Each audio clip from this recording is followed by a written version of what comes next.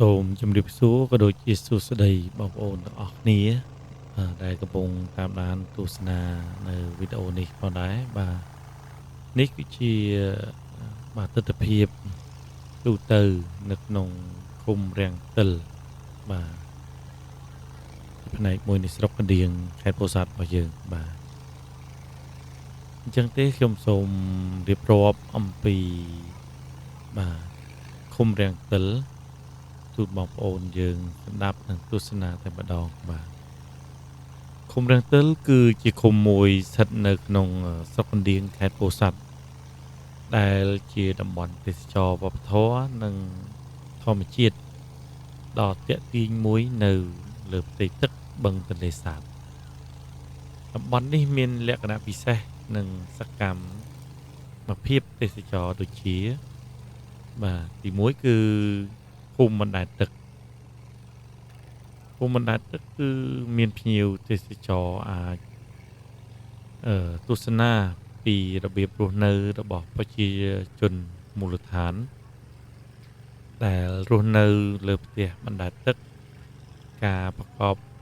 របរនេសាទត្រីនិងការធ្វើដំណើរដោយប្រើប្រាស់ទូកឬកាណូតទីពីរនោះគឺបាទការជិះទូកកំសាន្តមានសេវាជិះទូកឬកាណូតមើលទេសភាពព្រៃលិចទឹកថ្ងៃលិចលើបឹងទន្លេសាបនិងការទស្សនាហ្វូងបក្សីទឹកផ្សេងៗហើយទី3នេះគឺអឺម្ហូបអាហារបែបសហគមន៍បាទភ្ញៀវទេសចរអាចភ្លក់រសជាតិម្ហូបអាហារស្រស់ៗដែលរកបានពីបឹងធម្មជាតិដូចជាត្រីដុតត្រីបំពងនិងមុខម្ហូបក្នុងស្រុកជាច្រើនទៀតបាទអញ្ចឹងទេខ្ញុំសូមរៀបរាប់មកខ្លះពីអឺតាក់ទងជាមួយនឹងការធ្វើដំណើរកម្សាន្តនៅតាមលើផ្ទៃទឹកនៃឃុំរាំងទិលបាទអញ្ចឹងទេនេះទស្សនវិជ្ជាបាទដែលយើងជិះទូកបាទនៅតាមផ្លូវទឹកបាទឃើញថាមានការខុសប្លែកបាទទាំងស្ថានភាពផ្លូវបាទក៏ដូចជាគេហដ្ឋានរបស់បងប្អូនប្រជាពលរដ្ឋឃើញថាមានភាពបាទប្លែកអំពីការរស់នៅបែបលើគោកបាទយើងឃើញថាផ្ទះមានស្ថានភាពបាទជាប់គ្នារដឹកពីមួយទៅមួយដោយមានការខណ្ឌចែកជារបងឬក៏ខ្លោងទ្វារផ្ទះទេបាទគឺនៅដោយមានការបត់តាក់បាទពីផ្ទះមួយទៅផ្ទះមួយបាទអញ្ចឹងទេប្រសិនបើរដូវទឹកឡើងបាទផ្ទះនោះគឺបាទមានការរំកិលទៅកាន់ទីតាំងតំបន់គោកដែលបច្ចុប្បន្ននោះគឺបាទយើងធ្វើដំណើរមកដោយឡានបានបាទប៉ុន្តែស្អៀរដូវទឹកសម្រក់គឺផ្ទះទាំងអស់នោះបានធ្វើការបាទបណ្ដែតស្របទៅតាមកម្ពស់ទឹកដែលបាទថមថយទៅតាមនឹងដែរបាទអញ្ចឹងมันខុសអីពីនៅលើគោកទេគេឃើញផ្ទះមួយចំនួនក៏មានការប្រកបនៅការរស់នៅបែបនេសាទមានការអូសមងការដាក់នៅឧបករណ៍នេសាទផ្សេងៗហើយក៏មានផ្ទះខ្លះហ្នឹងក៏មានការលក់ដូរបាទនៅទំនិញផ្សេងៗមិនខុសពី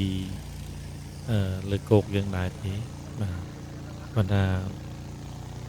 ផ្ទះគឺបាទมันមានកម្ពស់ខ្ពស់ដូចផ្ទះនៅលើគោកទេបាទនេះគឺជាបាទផ្លូវមួយទៀតដែលទៅកាន់ តំបន់នៅក្រៅភូមិមួយទៀតបាទគឺមានបាទទេសភាពស្រស់ស្អាតមែនទែនដោយអមសងខាងនោះគឺមានបាទដើមស្មៅខ្ពស់អមសងខាងមើលទៅគឺប្លែកភ្នែកមែនទែនបាទបើសម្រាប់ខ្ញុំវិញគឺទើបតែជួបលើកទី1ទេបាទធ្លាប់ចុះទៅខាងបាទកំពង់ហ្លួងស្រុកកកូក៏ដូចជាខាងឃុំមេទឹកបាទស្រុកកានក៏អត់មានទស្សនវិជ្ជានេះដែរអញ្ចឹងទេនេះគឺជាទស្សនវិជ្ជាប្លែកមួយគឺនៅក្នុងឃុំរាំងទិលនៃស្រុកកណ្ដៀងមិញគឺយើងបានជួបនៅភូមិមួយហើយបាទមិនមែនជាភូមិនេះគឺជាការរស់នៅបែបប្រមូលផ្ដុំបាទមួយលើបាទហើយទស្សនវិជ្ជានេះយើងនឹងធ្វើដំណើរទៅកាន់បាទការរស់នៅប្រមូលផ្ដុំមួយទៀតបើយើងនិយាយទៅថាផ្នែកខាងមុខនោះគឺនៅក្នុងបាទខាងនេះគឺខាងក្រៅបាទយើងធ្វើដំណើរផុតអំពីវាលស្មៅនោះហើយបាទនោះបាទយើងឃើញហើយនោះបាទលំពីចម្ងាយនេះបាទគឺមានផ្ទះការរស់នៅបែបប្រមូលផ្ដុំនេះបែបខាងក្រៅបាទអញ្ចឹងទស្សនវិជ្ជាខាងក្នុងនិងខាងក្រៅក៏មិនមានអីជាប្លែកគ្នាដែរបាទគឺប្រហាក់ប្រហែលគ្នាទេគ្រាន់តែមួយនៅខាងក្នុងមួយនៅខាងក្រៅបាទហើយក៏ឃើញមានបងប្អូនយើងកំពុងតែបាទនេសាទបាទនៅតាមចំណុចមួយ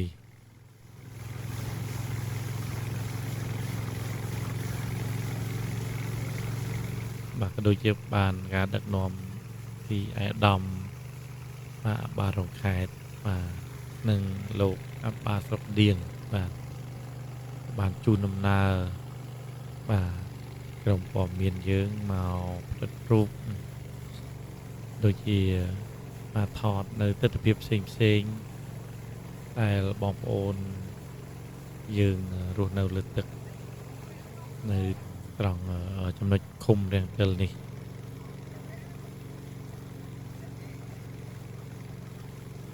បាទស្វ័យត្បិតតែនៅលើទឹកទេប៉ុន្តែ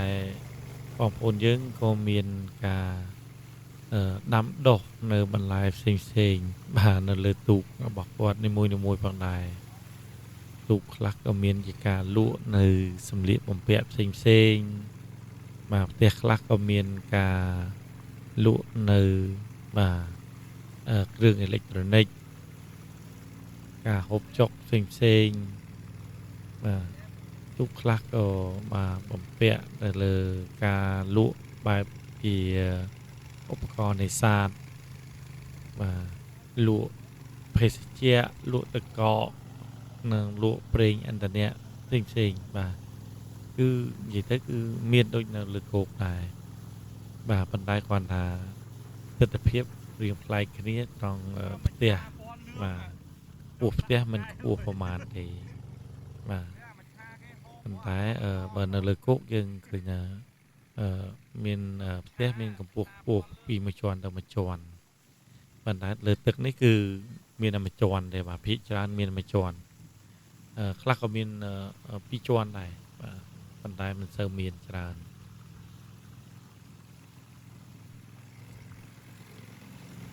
បាទមួយវិញទៀតនោះគឺបាទបងប្អូនយើងដែលធ្លាប់រស់នៅបាទលើដីរៀងប្លែកតិចបាទដោយនៅលើផ្ទៃដីយើងឮតែសំឡេងរថយន្តឬក៏ម៉ូតូអីផ្សេងបាទប៉ុន្តែដែលឡែកនៅលើផ្ទៃទឹកនេះបាទគឺបើនិយាយសម្រាប់ខ្ញុំបាទរៀងស្គីតិចបន្តិចបាទព្រោះយើងយូរយើងទៅម្ដងបាទតាក់ទងនឹងសំឡេងកណូតបាទគឺម៉ាស៊ីនកណូតហ្នឹងឮខ្លាំងមែនតើបាទនេះគឺលោកធៀងធាវីបារងខេត្តបាទនិងលោកនារាចម្រើនបាទអភិបាលស្រុកដៀងបាទ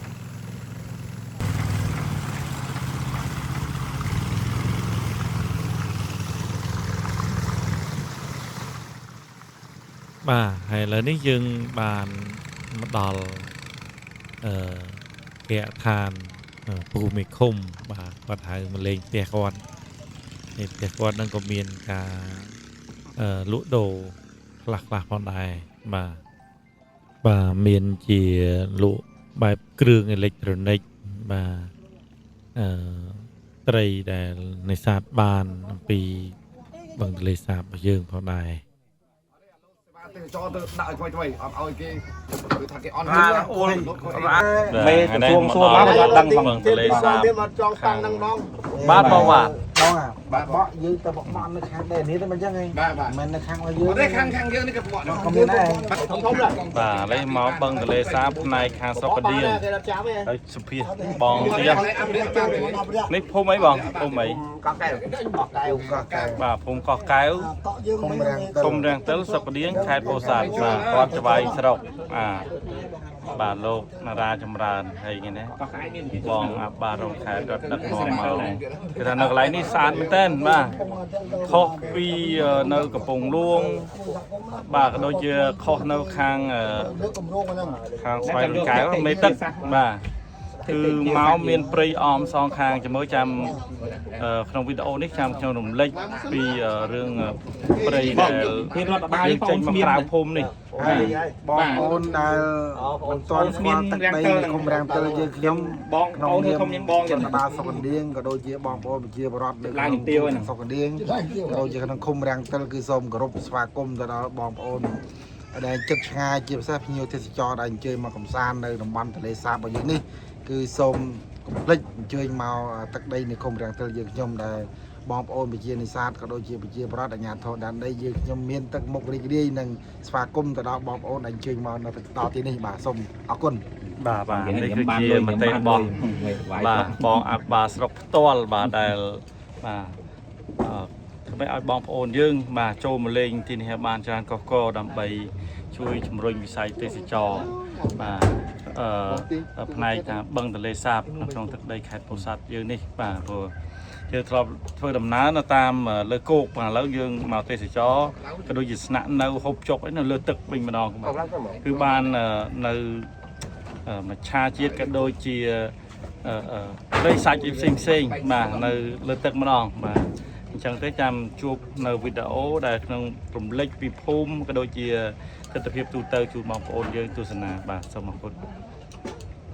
បាទជិះតំខ្ញុំសូមគោរពបងលោកអាបាស្រុកលោកមីឃុំបាទបងទាំងអស់ដែលបានមកទីនេះបាទអរគុណច្រើនណាស់ដែលបងជួយផ្សព្វផ្សាយសេវាទេសចរនៅឃុំរាំងទិលខ្ញុំនេះបាទភាគច្រើនវាកើតបង2-3ឆ្នាំហើយបងប្អូនប៉ុន្តែមកច្រើនអត់ដូចឆ្នាំនេះទេអញ្ចឹងបងជួយទៀតអាចខ្ញុំសរុបពោទៅបងទាំងអស់ដែលមកលេងនៅកំសាន្តនេះគឺខ្ញុំធានានឹងសមត្ថភាពឲ្យទី1ទី2កន្លែងស្នាក់នៅក៏ខ្ញុំមានស្នាក់នៅជូនបងដែរហើយសេវាបើផ្ទះណាមដឹងផ្ទះខ្ញុំចង្ការផ្ទះមានសេវាទាំងខាងខ្ញុំទទួលសេវាពេញហ្មងអត់បាក់គិតលុយទេហើយតម្លៃទុកគឺដូចកុំឲ្យមានពាក្យថាផ្សេងឡើងថ្លៃអត់ទេសាំងនៅដដែលក៏ប៉ុន្តែសាំងឡើងថ្លៃក៏ប៉ុន្តែតម្លៃទុកដល់ដដែលអត់មានចុះទេបាទអត់មានចុះឡើងទេបាទសូមអរគុណបងទាំងអស់បាទសូមអញ្ជើញមកទេសនានៅឃុំខ្ញុំបាទហើយមកលេងនៅកំសាន្តឃុំខ្ញុំបាទអរគុណបងខ្ញុំបន្ថែមបន្តិចបាទជួបជាមួយបងថាគាត់បានពោយ៉ាងម៉េចបាទឱកាសនេះដែរថ្ងៃនេះគឺជាថ្ងៃ5ខែមិថុនាឆ្នាំ2021ខ្ញុំជាមួយឯកឧត្តមអភិបាលរងខេត្តដែលជាតំណាងឯកឧត្តមភុយដាអភិបាលនៃគណៈបាទខេត្តពោធិ៍សាត់គឺយើងបានរួមគ្នាជាមួយមន្ត្រីបរិស្ថានខេត្តពោធិ៍សាត់គឺយើងបានរៀបចំគ្រប់នៃកម្មវិធីអនាម័យបរិស្ថានពិភពលោក5មិថុនា2021ក្រោមប្រធានបទសំណល់សូន្យចឹងប្រធានបទនៅក្នុងឆ្នាំនេះគឺមានអត្ថន័យគឺយើងសំណល់សូន្យនេះគឺយើងមិនចង់ឲ្យមានសំណល់រាប់ទាំងផ្លាស្ទិករាប់ទាំងសំណល់ផ្សេងក៏ដោយឲ្យតែនៅលើទឹកឬនៅលើគោកគឺយើងប្រើពាក្យថាសូន្យតែគ្មានសំណល់នៅលើភពផែនដីរបស់យើងទេអញ្ចឹងដែលការប្រពៃនៅកម្មវិធីនេះពេលនេះគឺពោពេញទៅដោយអត្ថន័យហើយផ្សារភ្ជាប់នៅក្នុងកម្មវិធីនេះយើងខ្ញុំក្នុងនាមរដ្ឋបាលស្រុកកណ្ដៀងរដ្ឋបាលឃុំរាំងទិលគឺសូមអំពាវនាវឲ្យបងប្អូនប្រជាពលរដ្ឋខ្មែរទូទាំងប្រទេសមិនថាតែអ្នកខេត្តពោធិ៍សាត់ឬនៅតាមបណ្ដាខេត្តផ្សេងៗគឺសូមចូលរួមស្រឡាញ់នៅអនាម័យបរិស្ថានកុំចោលសម្រាមពីវាកាលទាំងនៅលើទឹកទាំងនៅលើគោកហើយ ពិសេសគឺក្រោមការដឹកនាំរបស់អាដាមអភិបាលខេត្តពោធិ៍សាត់អាដាមខុយដាគឺលោកតែងតែយកចិត្តទុកដាក់ដាស់តឿននិងក្រើនរំលឹកទៅដល់អាជ្ញាធរស្រុកឃុំភូមិជាប្រចាំឈរលើស្មារតីបរិស្ថានស្អាតនេះហើយបងប្អូនគ្រប់ច្រកល្ហកដែលអញ្ជើញមកកាន់ទឹកដីនៃខេត្តពោធិ៍សាត់គឺចូលទឹកដីពោធិ៍សាត់ពេលណាគឺឃើញមុនគេគឺអត់សម្រាមចឹងក៏សូមអំពាវនាវបងប្អូនដែលធ្វើដំណើរឆ្លងកាត់សូមមេត្តាទុកដាក់សម្រាមឲ្យបានត្រឹមត្រូវកុំបោះចោលសម្រាមពីវាពេលកាលដើម្បីសហគមន៍ភូមិស្រុកឃុំខេត្តរបស់យើងស្អាតទាំងអស់គ្នាសូមអរគុណ បាទសូមអរគុណបាទអានេះគឺជាមតិសំណូមពររបស់បាទលោកអាបាស្រុក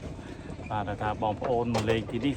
បាទក៏ដូចជាទីណាផ្សេងបាទសូមរក្សានៅការទុកដាក់សម្រាមឲ្យបានត្រឹមត្រូវបាទដើម្បីយើងទទួលបាននៅបាទសភនភាពស្រស់បំព្រងទាំងអស់គ្នាក៏ដូចជាបាទបរិយាកាសដែលគួរឲ្យទាក់ទាញនឹងបងប្អូនយើងតាមបណ្ដាខេត្តនានាចង់មកលេងនៅទីនេះបាទ mà với bọn ôn nè để con thịt cho con máu nó còn bán đằng nè để bông còn ăn đằng chứ cứ còn để cho tụ liếm dưới tất cả con liếm mà thằng bông chơi tên na này này chơi tên lên là tên na chân tầm lại tụ thì đang tới đây tầm lại phần này dương prap con muốn rồi tụ bay kia mình thua dương còn lên tầm ba con này ta mà kia dương prap con hái con tháo tay chăm mau bên trong cái này đang ngưng mà còn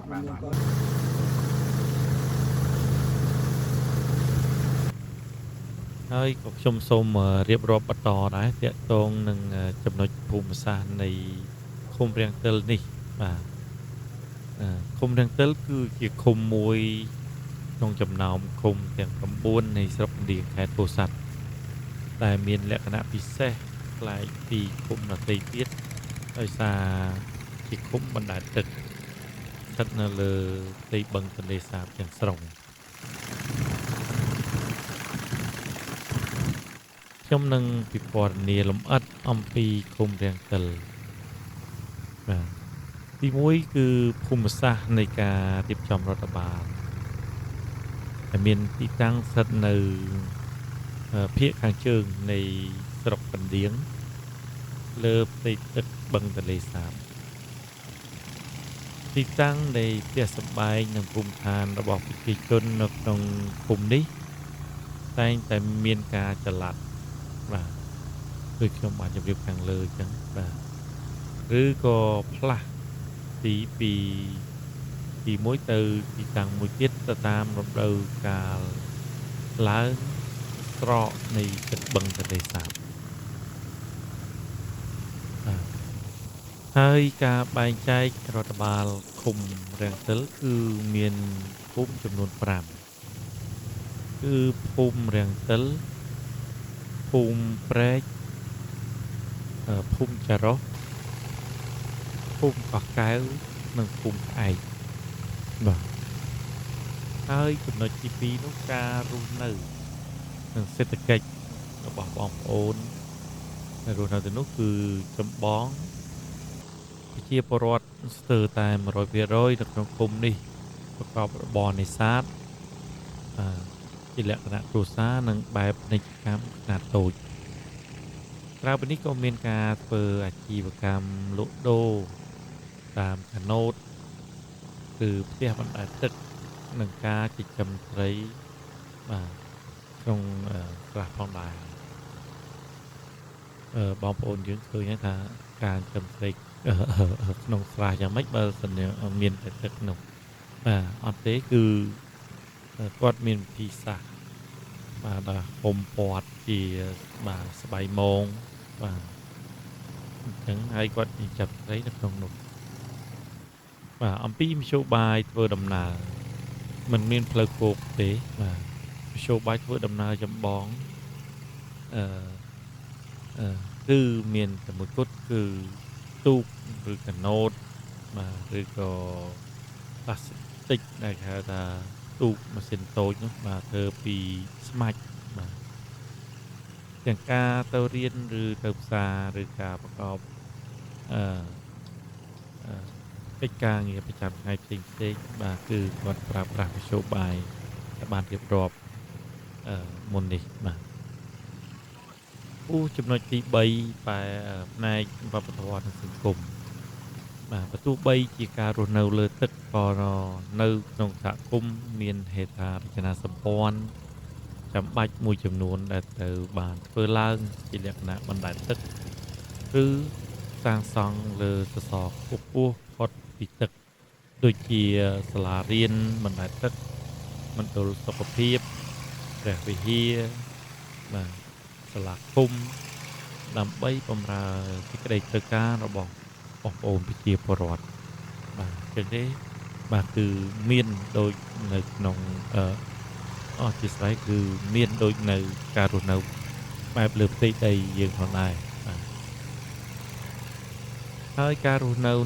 គឺមានភាពសាមគ្គីនិងការបត់បែនខ្ពស់ទៅតាមធម្មជាតិដោយសារពួកគេត្រូវប្រឈមមុខនឹងស្ថានភាពទឹកចំនួនរៀងរាល់ឆ្នាំទាក់ទងនឹងសក្តានុពលទេសចរឃុំរាំងទិលបានក្លាយជាផ្ទាំងទស្សនីយភាពដ៏ទាក់ទាញសម្រាប់ភ្ញៀវទេសចរជាតិនិងអន្តរជាតិដែលទៅស្វែងយល់ពីជីវភាពពិតៗរបស់ប្រជាជនរស់នៅលើទឹកទេសចរព្រៃលិចទឹកបាទជីវៈចម្រុះនិងទស្សនវិជ្ជាថ្ងៃលិចដ៏ស្រស់ស្អាតនៅលើផ្ទៃទឹកធំល្វឹងល្វើយនៃបឹងទន្លេសាបគឺជាចំណុចទាក់ទាញចិត្តអ្នកដែលចូលចិត្តថតរូបភាពបែបធម្មជាតិនិងជីវភាពរស់នៅបាទសរុបមកគឺឃុំរាំងទិលមិនត្រឹមតែជាតំបន់រដ្ឋបាលមួយនៃខេត្តពោធិ៍សាត់ប៉ុណ្ណោះទេប៉ុន្តែវាជាសហគមន៍វប្បធម៌បណ្ដែតទឹកដ៏រស់រវើកនិងជាជម្រកនៃប្រពៃណីនេសាទបែបធម្មជាតិរបស់ខ្មែរនៅលើសមរភូមិទឹកបឹងទន្លេសាបបាទដោយអ្វីដែលខ្ញុំបានរៀបរាប់ជម្រាបជូនពីខាងដើមបាទគឺថាការរស់នៅលើផ្ទៃទឹកគឺសិនជាយើងធ្លាប់តែនៅលើគោកទេគឺយើងទៅកំសាន្តនៅទីនោះគឺបាទមានភាពបាទស្រស់ស្រាយបាទតាក់ទាញមែនតើបាទគឺផ្ទះនីមួយៗមានការតុបតែងផ្សេងគ្នាបាទបើយើងប្រៀបធៀបទៅថាការ៉ាសាំងកន្លែងលក់ប្រេងឥន្ធនៈនៅលើគោកគឺមានសន្តានផ្សេងបាទបែបលើទឹកមានសន្តានផ្សេងបាទដូចទីនេះហ្នឹងបាទមានកន្លែងគេលក់ទឹកកកបាទហើយកន្លែងខ្លះបាទលក្ខណៈលក់ចាប់ហួយបាទហើយក៏មានបងប្អូនយើងមួយចំនួនបាទគាត់